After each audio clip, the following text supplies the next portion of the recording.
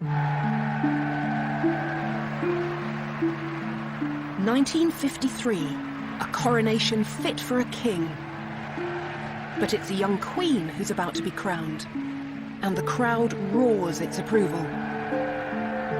The fact that she's a woman attracts no comment, and she will go on to reign over us for 6 decades. But England's queens haven't always been greeted with such adoration. Throughout our history, women and power have made an uneasy combination. 800 years earlier, another female heir to the throne came to Westminster for her coronation. She wasn't met by cheering crowds.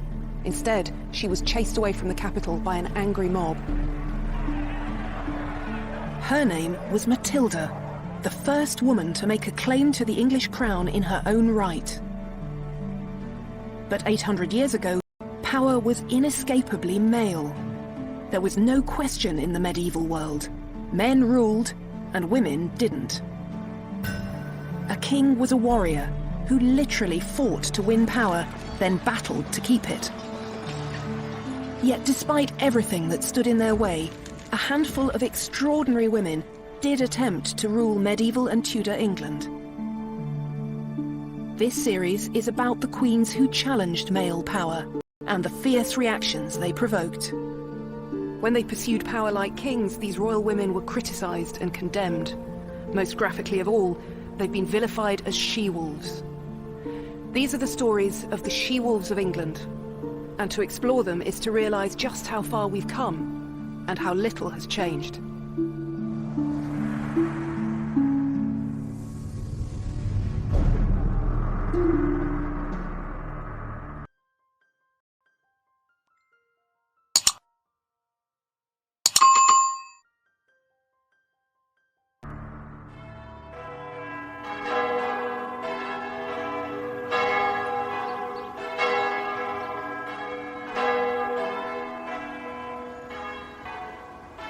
On the 24th of June, 1141, a 39-year-old woman sat down here at Westminster to a sumptuous banquet. It was a feast to celebrate her planned coronation as Queen of England. Matilda, it seemed, was about to become the first woman to rule England in her own right. Matilda was the daughter of Henry I and granddaughter of William the Conqueror, but you won't find her on the roll call of English monarchs. This faint manuscript image is the only contemporary picture of her that's into almost 20 years of catastrophic civil war. Matilda herself has gone down in history as a domineering and destructive woman, perceived by men as a she-wolf, simply because she dared to challenge the assumption that only a man could wear the English crown. And her bid for the throne began with a tragedy, the death of the male heir, her brother William. It happened not in England, but when he and their father were returning from their territory across the Channel in Normandy. This sleepy village, Barfleur in Normandy, was once the greatest port on the Norman coast. It was from here that Matilda's grandfather William, Duke of Normandy, set off to conquer England in 1066. 54 years later, another Norman fleet set out from Barfleur to cross the Channel. At its head was the King of England, Henry I, in his great dragon-headed longship. And behind him, in a newly fitted-out vessel called the White Ship, was his son and heir William, with a large party of young noblemen. It was November, late in the year for what could be a treacherous crossing. But the water in Barfleur harbour was still and glassy, and there seemed no need for concern. The king set sail first at twilight, to be followed by William and his company of ebullient young aristocrats. But when the White Ship slipped out into the dark water, everyone on board was roaring drunk.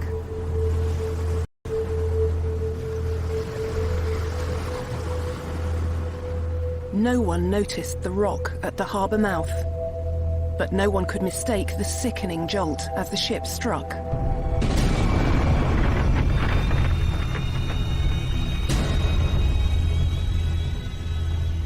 It took only minutes to sink. And in the freezing November waters, there was no hope of rescue.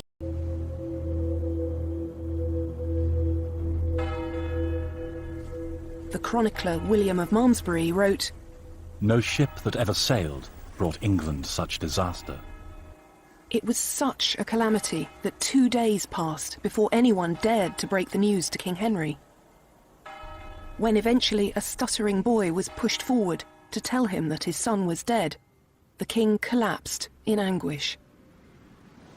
It was a personal tragedy, but for a king, the personal was always political, and all Henry's hopes for his country's future had been swallowed by the sea, along with his drowned son. Norman kings had worn the English crown for just over 50 years, but already a dynasty had been founded, and a new source of sons and heirs. But now there was no natural successor to continue the line. No boys. Just a daughter called Matilda.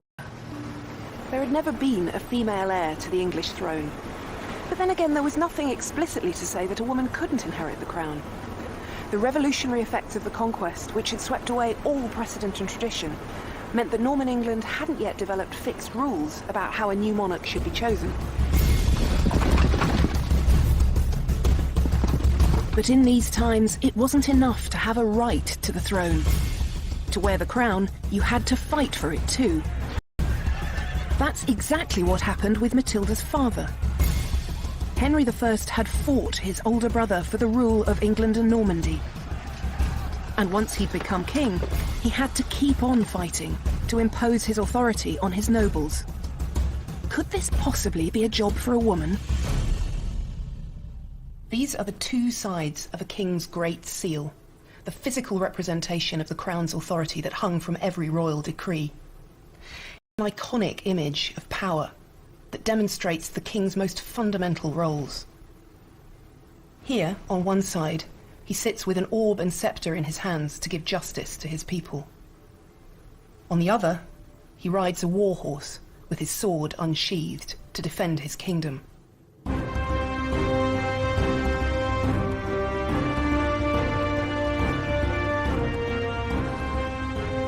Even today, power still looks, sounds and feels overwhelmingly male. Back then, there was no question in contemporaries' minds about the order of God's creation. Men ruled, and their women obeyed. In fact, the Anglo-Saxon word for queen didn't mean a female king. It meant the wife of a king. And as a king's wife, a queen could advise her husband, or even represent him. But her authority always depended on his. And it was this limited kind of queenship, as royal wife to a royal husband, for which Matilda had been prepared since birth. When she was a small child, her father sent her to a foreign land to be married to a complete stranger. At the age of 8, she'd already begun an extraordinary career. She'd left England to marry Henry V, the King of Germany and Holy Roman Emperor. Since then, she'd been fated as his empress, the greatest court in Europe. And as a result, she had a powerful sense of her own majesty.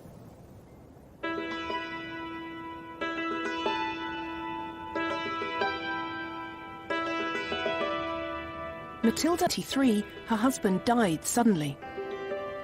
And after 16 years abroad, Matilda came home to England. She was Henry's only heir, and he chose this moment to ensure the future of his dynasty. This is Westminster Hall. In Matilda's day, it was probably the largest indoor space in Europe.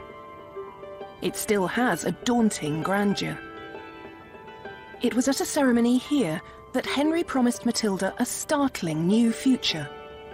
He was suggesting that for the first time, a woman could rule in her own right as a female king. On the 1st of January 1127, here in the Great Hall at Westminster, the nobles of Henry's kingdom swore a solemn oath that they would support Matilda's right to succeed to her father's throne.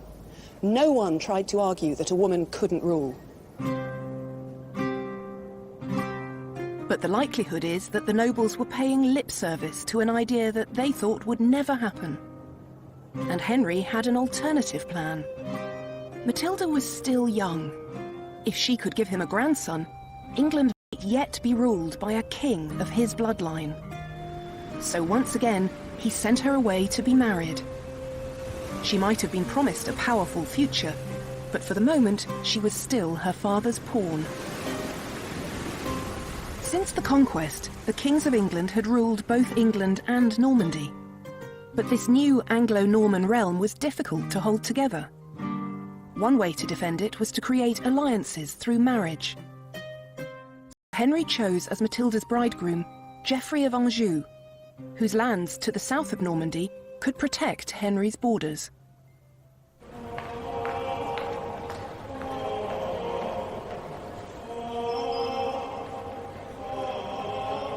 In June 1128, Henry came here to his Norman capital, Rouen, to knight his prospective son-in-law. Henry was delighted with the match, but Matilda wasn't so pleased. The good news? Geoffrey was so handsome and athletic that he was nicknamed Geoffrey the Fair. The bad? He was only 15. Matilda clearly wasn't dazzled by Geoffrey's good looks. He was 11 years younger than her, and her junior by far in status and experience. She'd just lost a husband who'd been a father figure as well as an emperor, and now she was offered an arrogant teenager as his replacement. She tried to resist the match, but in the end she had no choice. She did her unpleasant duty and married him. But Matilda didn't give in easily. She never called herself Countess of Anjou. Instead, she always insisted on the greater magnificence of her own title as Empress and daughter of the King of the English. As such, Matilda knew what her father expected of her, that she should produce a male heir. But just a year after the wedding, the unhappy couple were living apart. Matilda might have given up on her marriage, but her father hadn't. In 1131, he imposed a reconciliation on the couple, and to good effect. In the spring of 1133, Matilda gave birth to her first child, a healthy boy called Henry, after his proud grandfather. A year later, she had a second son. So Henry had his male heirs. But he was in his 60s, and it would be years before they grew up. And there was more. Having a family of her own meant that Matilda's loyalties were now split. The arrival of his grandsons was a dynastic triumph for Henry. But Matilda's new role as the mother of two young sons left her caught in the middle between her husband's ambition and her father's refusal, even at the age of 67, to relinquish any part of his hold on power. And in 1135, as political disagreement escalated into the flexing of military muscle, Matilda stayed in Anjou with Geoffrey, standing shoulder to shoulder with her husband.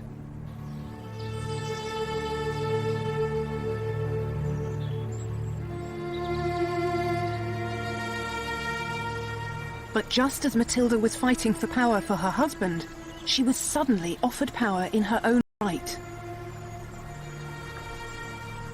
Her father Henry was taken ill on a hunting trip in November 1135. Knowing that his grandsons were not yet old enough to succeed him, as Henry lay dying, he insisted that the nobles abide by the agreement they'd made 8 years earlier to allow Matilda to rule. And as soon as the news of her father's death reached her, Matilda made her first move in becoming queen. She rode north to seize control of Argentan, an important fortress that was crucial to the rule of Normandy. But then she went no further. She discovered she was pregnant.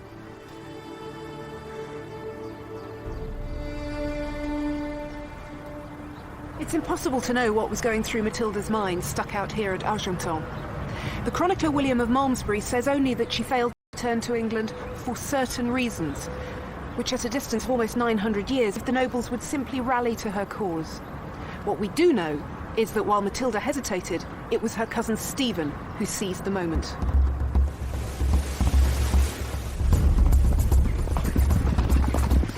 Stephen was a powerful man and an effective soldier. He rode to Winchester, where his brother was bishop, and had himself crowned king. For Matilda, this was a shocking betrayal. Stephen had been among the nobles who had sworn allegiance to her when her father was alive. Matilda believed absolutely in her right to the throne.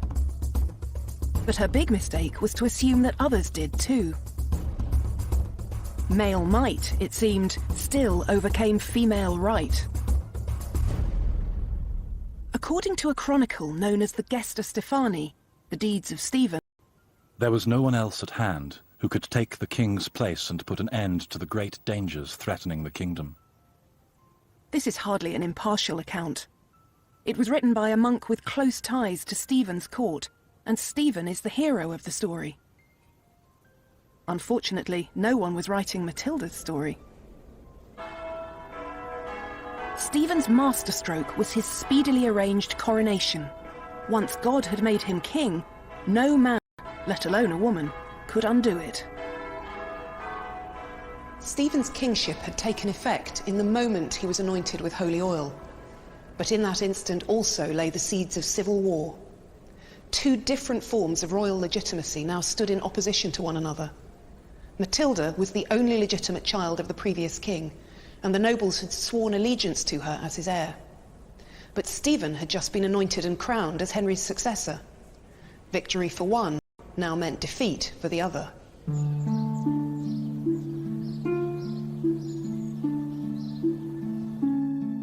Stephen might have God on his side, but he needed people too. He couldn't rule without the support of the powerful nobles. It was a balancing act. They would help the king keep order in the kingdom and defend it from attack, if he offered leadership and security. And this is what Stephen appeared to be doing. So one by one they rallied to his cause. And his triumph seemed complete when he won the support of Robert of Gloucester, one of the most powerful noblemen in the country. Hundreds of miles away in France, Matilda's cause seemed lost. Her third son had been born safely at Argentan, but now she and her boys were embattled there, with little prospect of reclaiming her inheritance. To make his throne secure, Stephen needed to control the Anglo-Norman realm on both sides of the Channel. But while he established his rule in England, it took him more than a year to cross the Channel to France. By then, Normandy had collapsed into anarchy, and so did Stephen's army, as his soldiers began to squabble among themselves.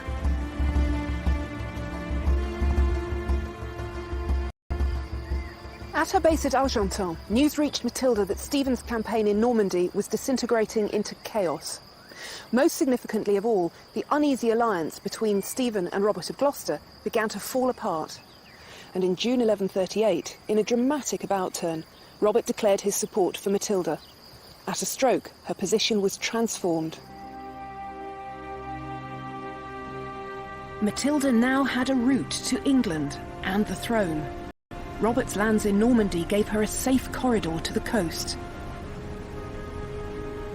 Stephen was still the anointed king, but for the first time, cracks were beginning to appear in his regime.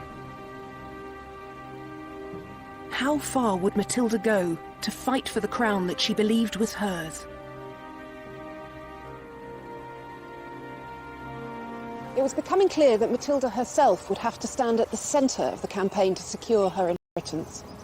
Her uniquely royal blood, despite the female body in which it was housed, represented the only hope of challenging the sanctity of Stephen's coronation.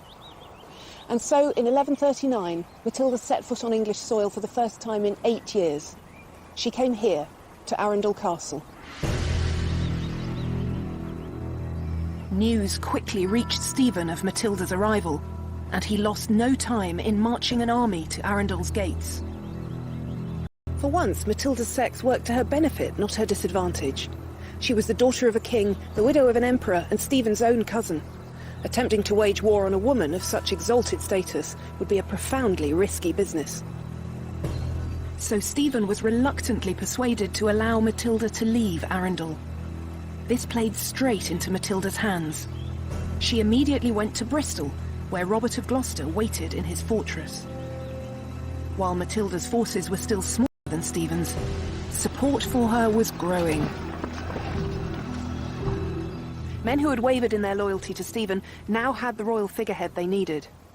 And while Matilda's forces had no chance of overwhelming Stephen's army head-on, they did find a way to wear him down with feints and lightning strikes, a kind of guerrilla warfare that kept Stephen on the back foot. Civil war raged in England, and it took an immense toll on the country. The countryside was plundered and reduced to blackened earth by hostile troops.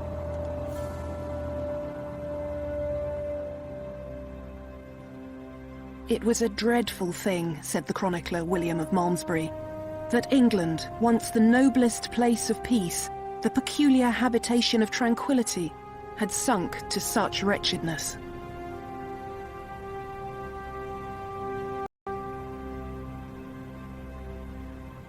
But out of that wretchedness would come the moment of Matilda's greatest triumph.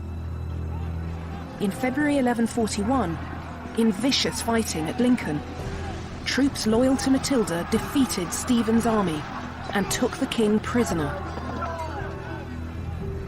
It had been 5 years since her father's death, but now the throne was within her reach for the first time.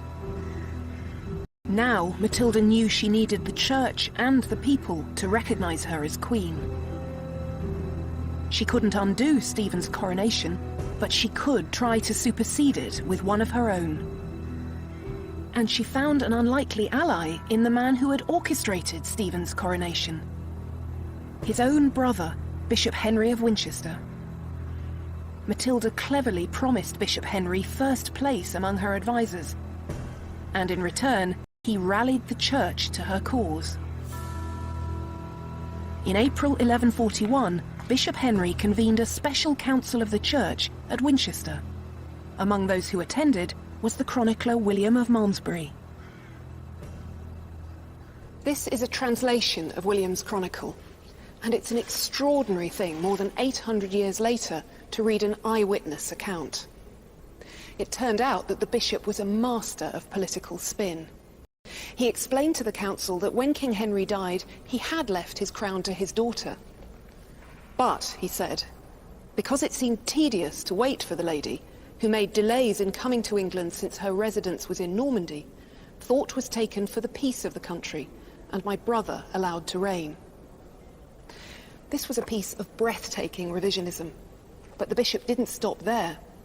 Stephen, he declared, hadn't brought peace and justice to England, and he was now a prisoner.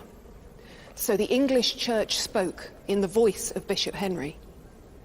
We choose as Lady of England and Normandy the daughter of a king who was a peacemaker, a glorious king, a wealthy king, a good king, without peer in our time, and we promise her faith and support. This was a victory that Matilda had fought for 6 long years to achieve.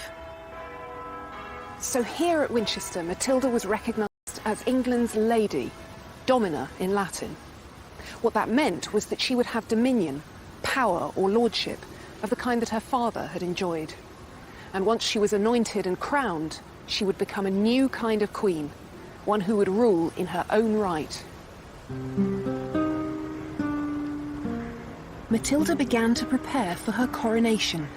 She was on the brink of becoming England's first female king. But as she began to act like England's new ruler, it became clear that she still had a battle to fight. As the chronicles written at the time reveal, when the great men of the kingdom began to be confronted with the reality of female rule, they didn't like what they saw. She was lifted up into an insufferable arrogance, and she alienated the hearts of almost everyone. She had brought the greater part of the kingdom under her sway, and on this account she was mightily puffed up and exalted in spirit. She at once put on an extremely arrogant demeanour instead of the modest gait and bearing proper to the gentle sex, began to walk and speak and do all things more stiffly and more haughtily than she had been wont, to such a point that soon, in the capital of the land subject to her, she actually made herself queen of all England and gloried in being so called. This has become the defining account of Matilda's difficulties at this crucial moment. She was just too arrogant to make a success of ruling. But there's more going on here than a previously undetected character flaw. Matilda was trying to become Queen of England, Not in the conventional sense of a king's wife, but in the unprecedented form of a female king. And kings didn't deport themselves with a modest gait and bearing. They had to be commanding and authoritative. But when Matilda tried to do that, she was seen as unnaturally domineering. The great men of the realm couldn't believe that a mere woman wouldn't take their advice without question. And as the rumblings of discontent grew louder and louder, medieval spin doctors went to work. True to form, the hostile chronicler of the Gesta Stephani, The Deeds of Stephen, reported that she had demanded money from the citizens of London, and when they resisted, she, with a grim look, her forehead wrinkled into a frown, every trace of a woman's gentleness removed from her face, blazed into unbearable fury. Stephen was still a prisoner, but troops loyal to his cause began to ravage the lands south of the Thames, just across the river from the City of London.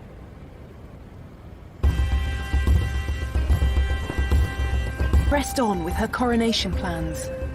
She was so close to her moment of triumph, but at the last moment, everything began to unravel.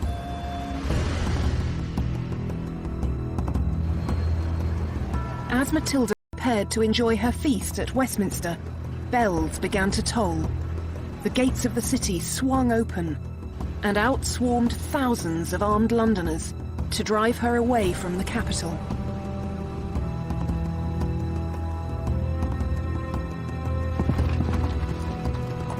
All Matilda's hopes of being crowned queen were trampled into the dirt, along with the feast she had left behind.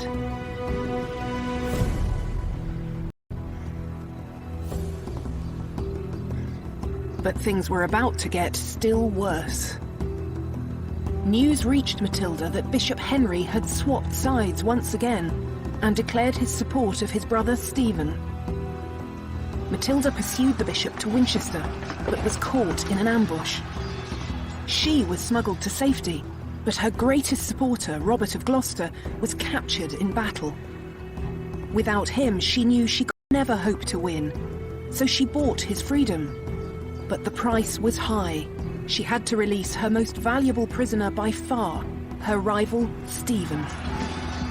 Still, she fought on, and in September 1142, Matilda was besieged by Stephen's forces in the burned and blackened city of Oxford. For 3 months she held out, but just before Christmas, she decided to risk everything in one last effort to escape. Matilda's escape from Oxford is the most famous, the most daring, and certainly the bravest moment of her life. In the cold and dark, with a bodyguard of just 3 trusted soldiers, she left Oxford Castle by a small side gate. Wrapped in white cloaks as camouflage against the snow, they walked silently across the frozen river. An army surrounded the castle, but no one saw them pass. They trudged 7 miles through the drifting snow before they found horses to carry them to safety.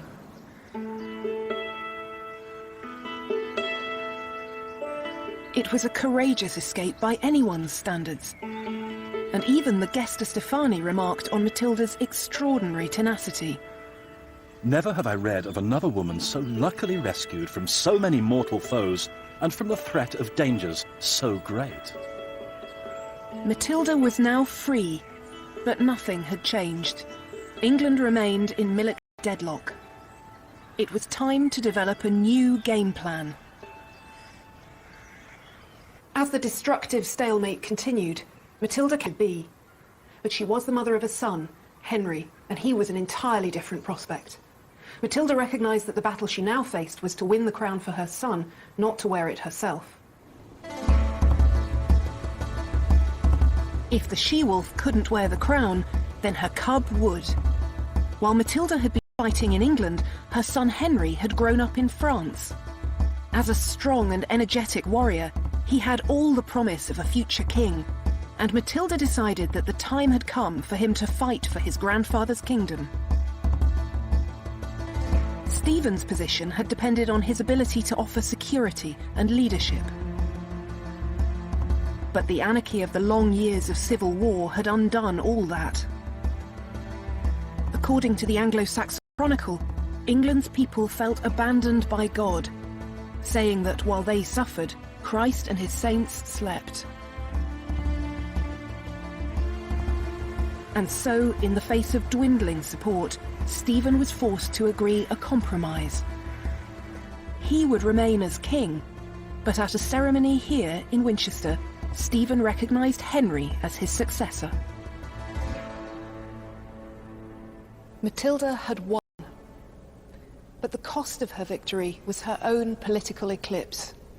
She wasn't even mentioned by name in the treaty that brought an end to the conflict that had dominated her life. It wasn't long, though, before her self-denial was rewarded. Stephen died in October 1154, and 2 months later, almost exactly 19 years since Matilda's father had died, her son was crowned King Henry II.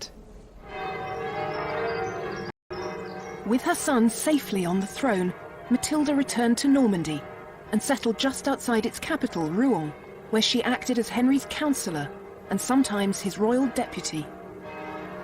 Matilda had shown how hard it was for a woman to rule in her own right.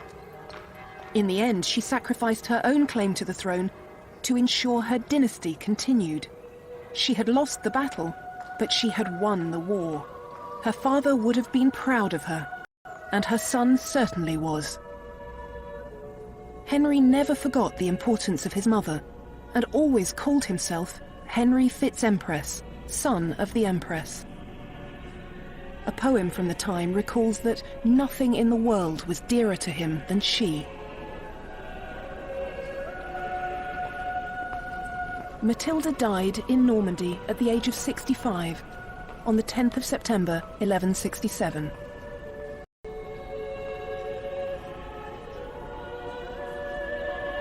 Political pragmatism that made her son king. These Latin verses were later inscribed on her tomb.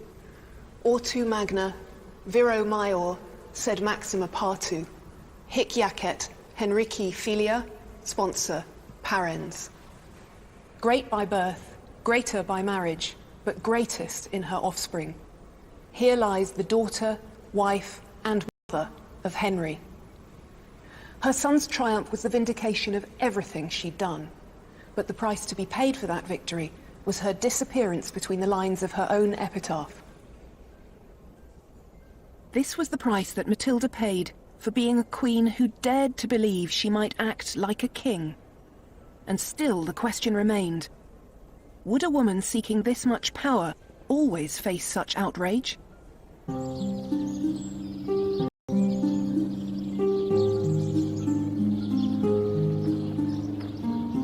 Her daughter-in-law would attempt to find out, with just as much determination as Matilda herself.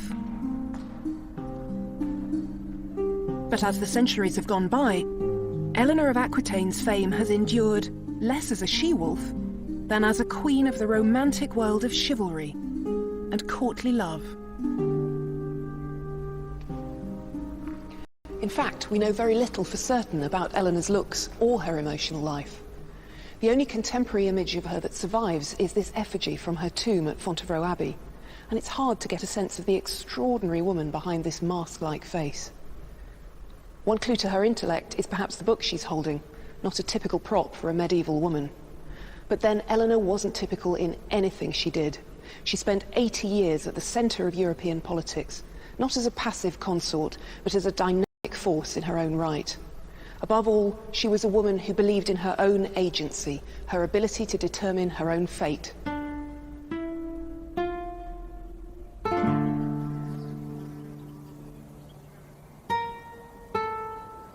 Eleanor's childhood was spent in Poitiers, one of the great cities of her father's Duchy of Aquitaine. In her day, it had a reputation as a place of poetry, romance, and wit. It was a flamboyant and sophisticated court for a girl to grow up in. This exquisite church, with its elaborate carvings and richly painted walls, gives us a rare glimpse into the sumptuousness of Eleanor's early life. But at the age of 13, she was abruptly taken away from all this. The beginning of Eleanor's life was entirely conventional for an aristocratic heiress. Just like Matilda, but Eleanor made a particularly powerful match. her new husband was heir to the French throne. And within days of the wedding, the old king died. Now, at the age of only 13, Eleanor was Queen of France, wife of King Louis VII. Louis, who was unworldly and young for his years, was puppyishly devoted to his beautiful wife. Eleanor was much less impressed. According to later gossip, she said he was more monk than king. Eleanor's role as consort was to give Louis an heir. And it may be evidence of her distaste for the job that it was 8 years before she gave birth for the first time. The baby was strong, healthy, and perfect in every way, except for the fact that she was a girl. But Eleanor was still only 21. And from their court in Paris, there was another project consuming the royal couple. Louis and Eleanor had decided to go on crusade.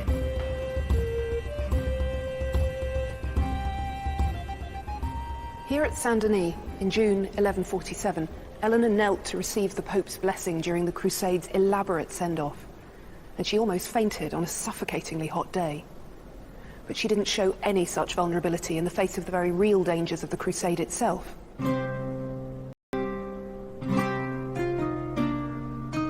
Eleanor and Louis were joining the great battle between the Christian West and Muslim East to win control of Jerusalem and the Holy Land.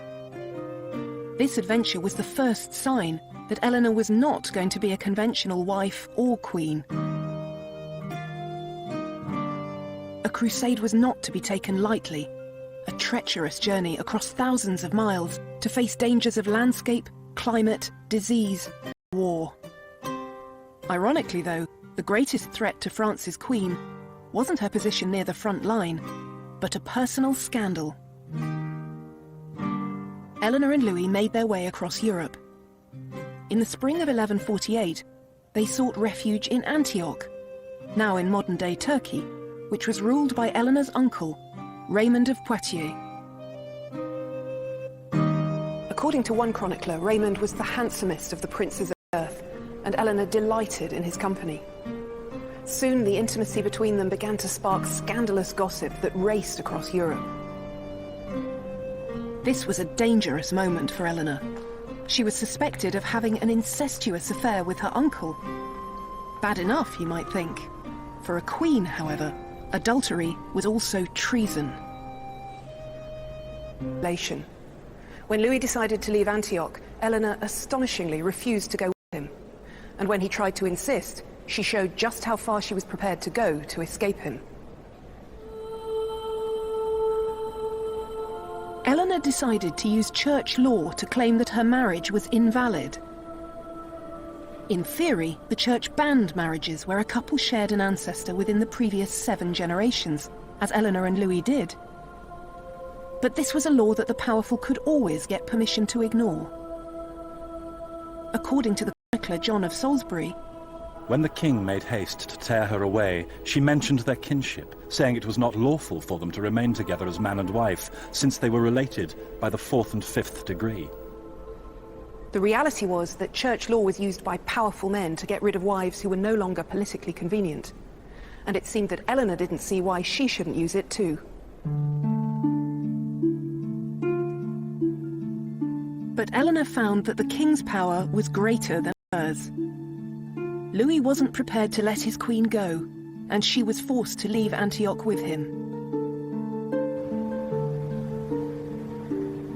In 1149, the failed crusade trailed home, and for the next 2 years, Eleanor didn't waste her energy by struggling further. She remained dutifully in Paris, and in 1150, she gave birth to another daughter. But then she encountered the man who would change the whole course of her life. This man was Matilda's son, Henry, future King of England, and in 1151, peace talks brought him to Paris.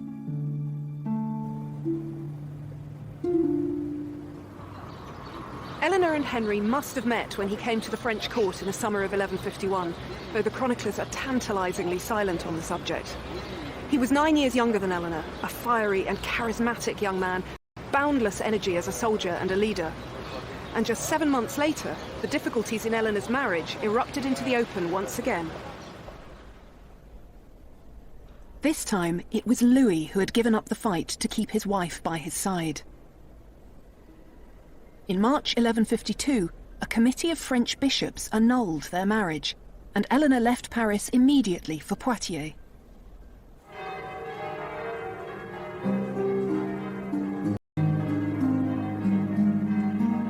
Just 8 weeks and 2 days after her divorce, she married Henry. In doing so, she changed the balance of power in Europe. Eleanor had inherited the vast Duchy of Aquitaine from her father, and by adding this that stretched from the Pyrenees to the Scottish borders. Eleanor had already shown that she would determine her own future. But now, in her second royal marriage, she found she wasn't the strongest female influence in her husband's life. That role went to her new mother-in-law, Matilda. We don't know anything about the relationship between these two formidable women. But what we do know is that while Eleanor did her duty as Henry's queen, producing 8 children in 15 years, it was Matilda who was the elder stateswoman in his government. That was to change in 1167, when Matilda died less than a year after the birth of her last royal grandchild. Now, at the age of 43, Eleanor's political career was about to begin in earnest.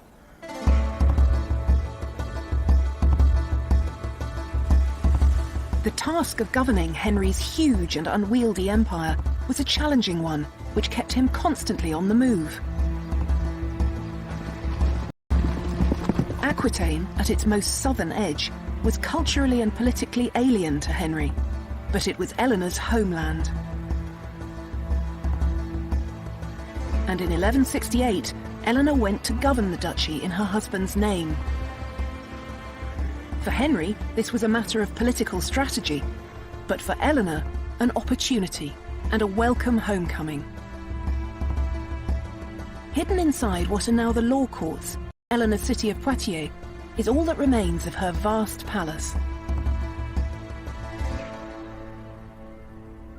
We don't know very much about the details of Eleanor's rule, but it's clear that she exercised independent power here, holding great courts where she gathered Aquitaine's lords around her. But she wasn't accused of unnatural pride as Matilda had been in England. Instead, her role as Aquitaine's duchess was accepted. A woman in charge was much less challenging, it turned out, if she were ruling as the lieutenant of an absent husband.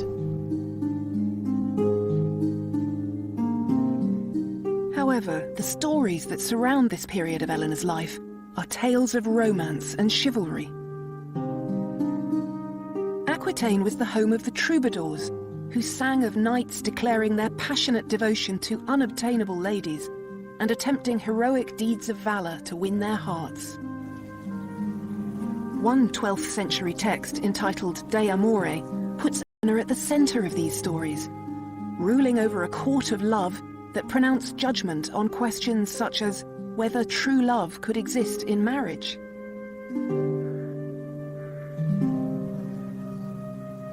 Idea has persisted so powerfully. How much easier to think of Eleanor as the queen of romance, concerned with emotions, not politics. But what Eleanor did next, I think, demonstrated in the most dramatic way just how important power was to her.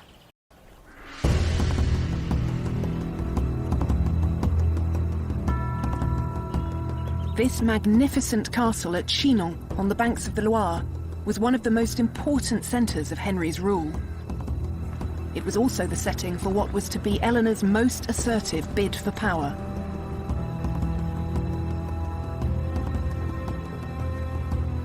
Eleanor never had a claim to be a monarch in her own right, but her children did. And as a mother, she was prepared to fight tooth and claw for her son's rights. It was a fight that would dominate the rest of her life. Male heirs were a medieval king's greatest asset, the insurance that his dynasty would prevail. But grown-up sons weren't always prepared to wait patiently while their father still reigned. When Eleanor's 3 eldest boys reached their teens, they were champing at the bit for a share in ruling their father's empire. And although Henry promised them a role to play, he couldn't bring himself to delegate real power. In 1173, their oldest son had had enough of his father's empty promises. Under cover of night, he rode away from Chinon to defect to Henry's great enemy and Eleanor's ex-husband, the King of France. Eleanor's husband was devastated at their son's betrayal, but Henry was about to get a much bigger shock. When he sent for his wife and his younger sons, he discovered that Eleanor and the boys had also left for Paris.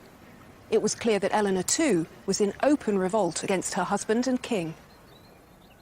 Why did Eleanor turn on her husband? The story that's often told is that she was violently angry about Henry's affair with a beautiful young woman named Rosamond Clifford, known as Fair Rosamond, the Rose of the World.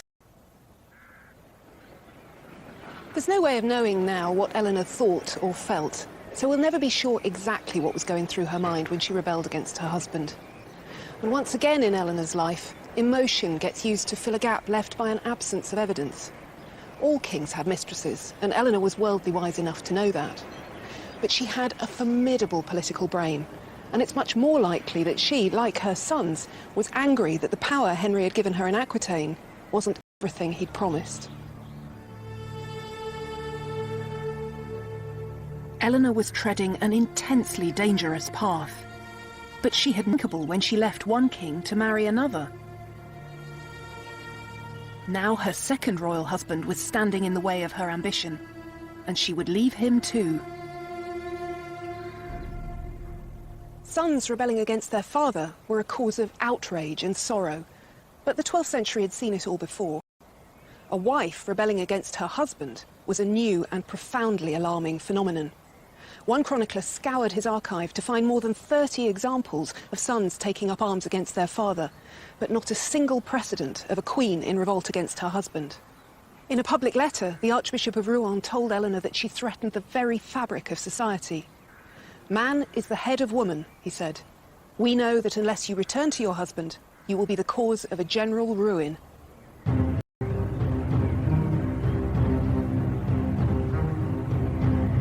But Eleanor, as always, refused to be cowed. She set about mustering support from the disaffected lords of Aquitaine, who were always ready to resist Henry's rule. Finally, she rode north to join her sons. But she never arrived. She was captured on the road by her husband's forces. According to one chronicle, they found her disguised as a man. With Eleanor captured, the boys were no match for their father. By the autumn of 1174, they had no choice but to throw themselves on his mercy.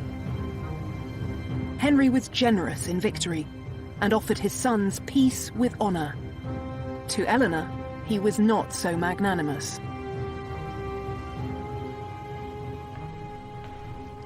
Eleanor was taken as a prisoner from France to England, and for the next 15 years she's almost lost in silence. We don't even know for certain where she was held. But for a woman who'd always believed in her own agency, captivity can only have been relentlessly difficult to endure.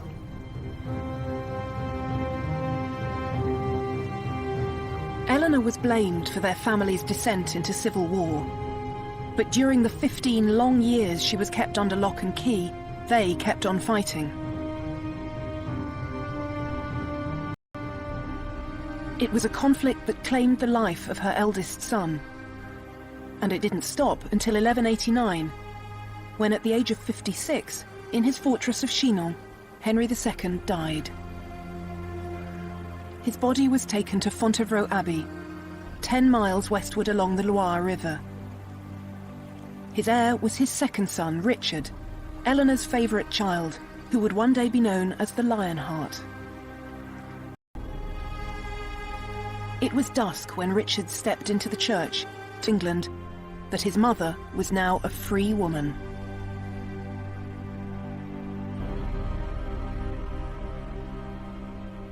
Eleanor was 65 years old, and after 15 years in captivity, her moment had come. And this time, she wasn't just given the Duchy of Aquitaine to rule, but the Kingdom of England. Richard sent word that his mother should have the power of doing whatever she wished in the kingdom. Eleanor had to rule England because Richard was away on crusade. And unusually for Eleanor's controversial career, her power didn't provoke critical comment. It seemed that a Queen Mother ruling on behalf of her son, the King, was infinitely more acceptable than a queen ruling in her own right. To establish her son's new regime, Eleanor travelled from city to city and castle to castle at the head of her queenly court, an unusual adjective for the chronicler Roger of Howden to choose, but one that emphasised the rare spectacle of a woman alone at the helm of English government. And she had to do the job for much longer than anyone had anticipated. On his way back from the Holy Land, Richard was captured and spent more than a year behind the walls of a German castle. It was Eleanor who kept the peace in England during his absence, and Eleanor who raised the ransom that eventually bought his freedom. When Richard died in 1199, struck by a stray arrow at a siege in France, it was Eleanor who secured the succession of her youngest son, John.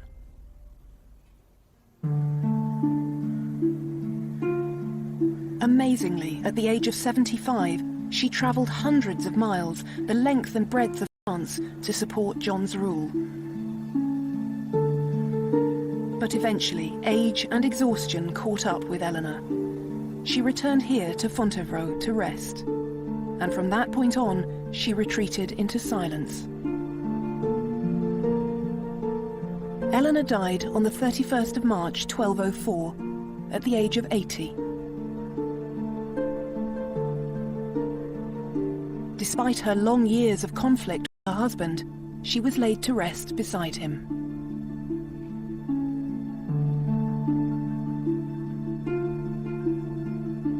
Matilda and Eleanor both believed in their right to rule for themselves. Matilda got to the very brink of her own coronation as Queen of England, and when Eleanor's power and autonomy were threatened, she went so far as to lead a rebellion against her own husband. But in practice, it turned out that the sight of a woman pursuing power for herself caused consternation. In the next programme, we meet the queens who inspired that title in literature.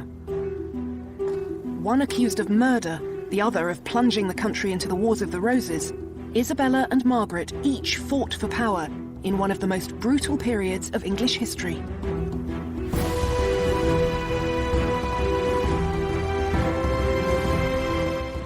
Nina Ramirez delves into the lives of the medieval kings here on BBC HD tomorrow at 7 in Illuminations.